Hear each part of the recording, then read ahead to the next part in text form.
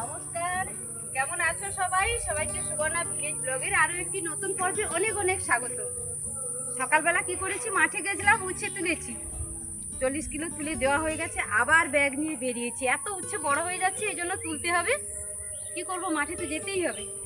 তুলে দিয়ে একটু খেয়ে দিয়ে মুড়ি আবার চলেছি মাঠে। চা আর মুড়ি খেয়েছি, সকালবেলা চা খাওয়া হয়নি। সকালবেলা উঠেই ওই ঘরের কাজকর্ম সেরে চলে গেছিলাম। আবার এই যে যাচ্ছি এখন।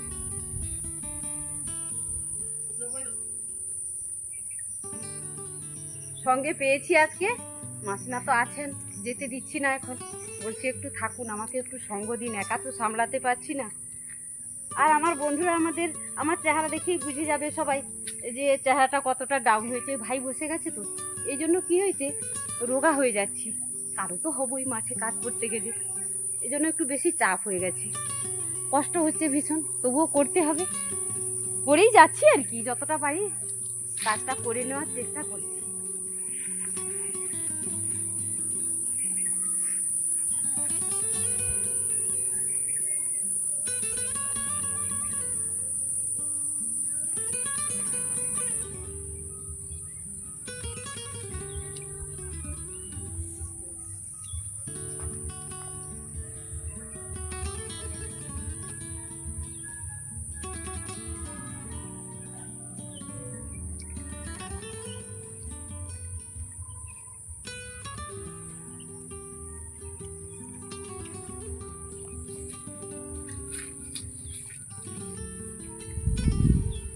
সব পাকা বরবটি, সব বড় হয়ে গেছে বরবটি। ওদিকে তিনটে কুমড়ো। হ্যাঁ, এখানে 3টে কুমড়ো আছে। এখানে একটা, এখানে হ্যাঁ হ্যাঁ, উচ্ছা তুলবো, বরবটি তুলবো, শসা তুলবো, তারপরে পটল তুলবো। কখন কি করা যায়, এই তো হচ্ছে সমস্যা। কখন কি করব, সময়ের বড় অভাব। মনে হচ্ছে 24 ঘন্টাটা 48 ঘন্টা হলে ভালো হতো, তবে শরীরও সায় দিতে হবে, এটাও একটা বড় জিনিস।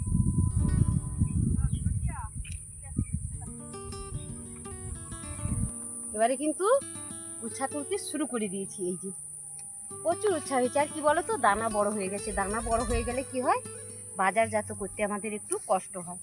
এই জন্য আবার খেয়ে দিয়ে চলে এলাম যে আর একটু তুলে নেবো, ওই জন্য তুলে নিচ্ছি। পদ্ধতি তো আমাদের উচ্ছে তোলারই সেম, সেই একই পদ্ধতিতে উচ্ছে তুলতে হবে, নয়তো কি করে রাখবো, গাছ নষ্ট হয়ে যাবে। তো ওই জন্য কোমরে ব্যাগ বেঁধে তারপরে কিন্তু উচ্ছেটা তুলতে হয়। আর জমা করে রাখি ওই ব্যাগের মধ্যে। তবুও কি হয় বলতো, মানে এই যে এইখান থেকে অত দূর পর্যন্ত যাব, এটাকে আমরা এক ভেলি বলি।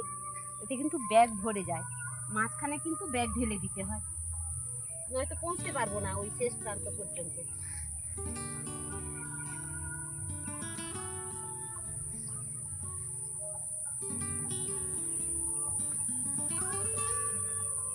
আর কি বলতো, এই যে আমরা বলি মাচার উচ্ছে, এর কালারটা একটু সুন্দর হয়, এর আবার রেড বেশি। তবে আমরা আলাদা করি না, আমরা তো মাচায় চাষ করছি না, মাটির মধ্যে চাষ করেছি। তো এই জন্য কি করি, একসঙ্গে মিশিয়েই দিয়ে দিই।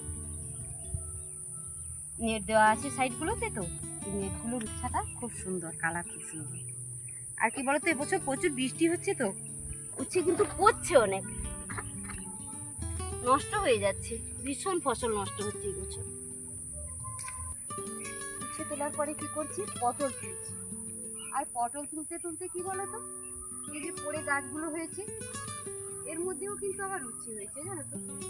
মানে একদিক থেকে সব দেখে দেখে যাচ্ছি, হাতের কাছে যা কিছুই পাচ্ছি সবই কিন্তু তুলে একদম ব্যাগের মধ্যে।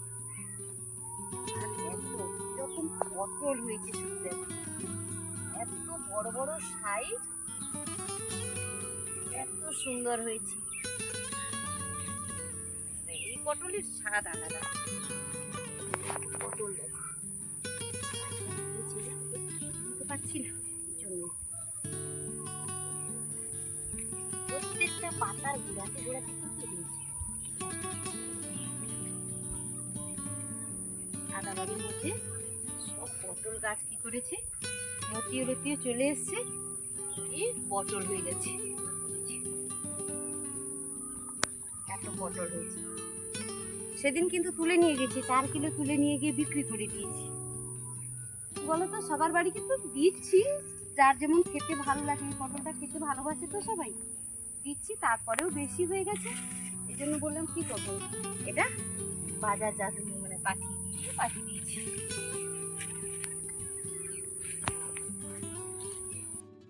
এখন কিন্তু বিয়ে বাড়িতে খেতে চলেছি। বলেছিলাম না গতকালকে যে পাশের বাড়ির দাদার ছেলের বিয়ে, তো সেই বিয়ে বাড়িতে এখন খেতে যাচ্ছি।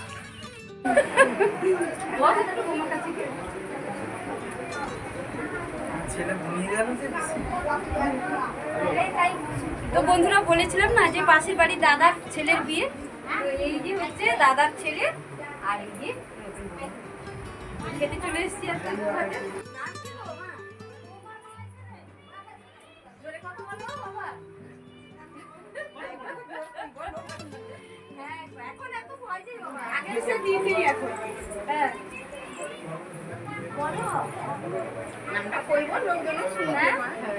আপনি কে হন? আমি তার দিদা। তার দিদা? তোমার জামাই? আমি তো জানি না। মানে আমি হ্যাঁ, বৌদির রাস্তা না, কাকি কৌশিক ফোন করছে, সে রাস্তা খুঁজে পায়। মামাকে ফোন করো। আমি রেডি হইনি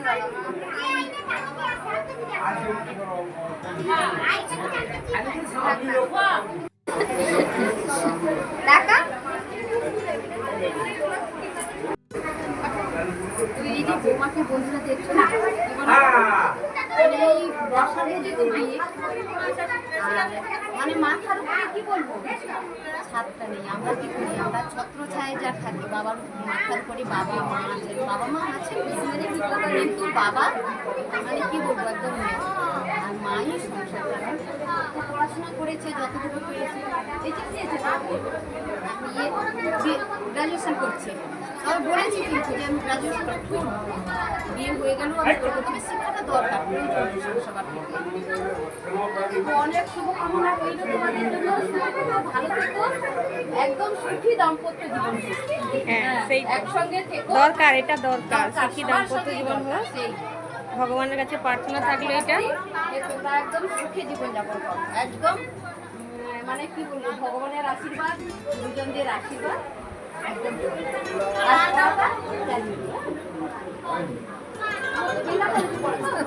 কি নিয়ে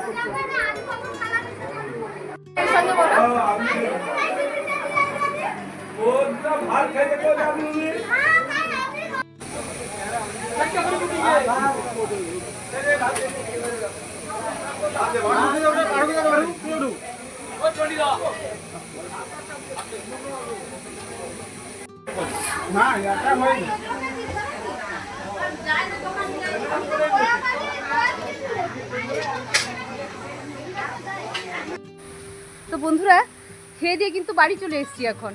আর ভাই তো হাঁটতে পারছে না, ভাইয়ের জন্য খাবার নিয়ে এসেছি কিন্তু। তো ভাইকে খেতে দিয়ে বাইরে বেরিয়ে দেখি কি মেঘ করেছে আকাশে একদম।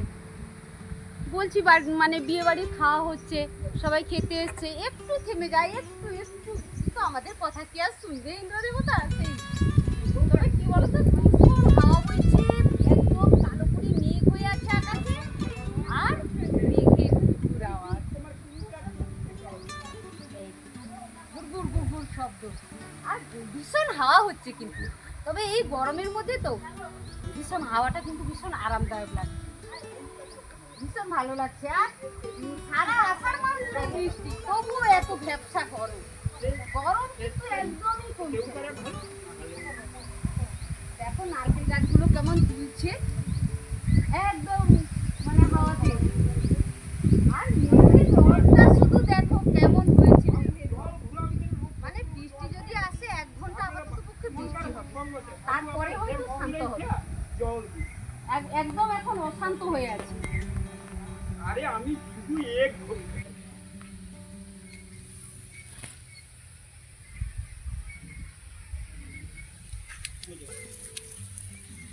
দোপাটি ফুলের গাছটা ভরে একদম ফুল ফুটেছে। সবাই এতক্ষণ সঙ্গে থাকার জন্য সবাইকে অনেক অনেক ধন্যবাদ, অনেক ভালোবাসা। সবাই ভালো থেকো, সুস্থ থেকো, নিজেদের খেয়াল রেখো, ঈশ্বর সবার মঙ্গল করুন। দেখা হবে পরে। টাটা।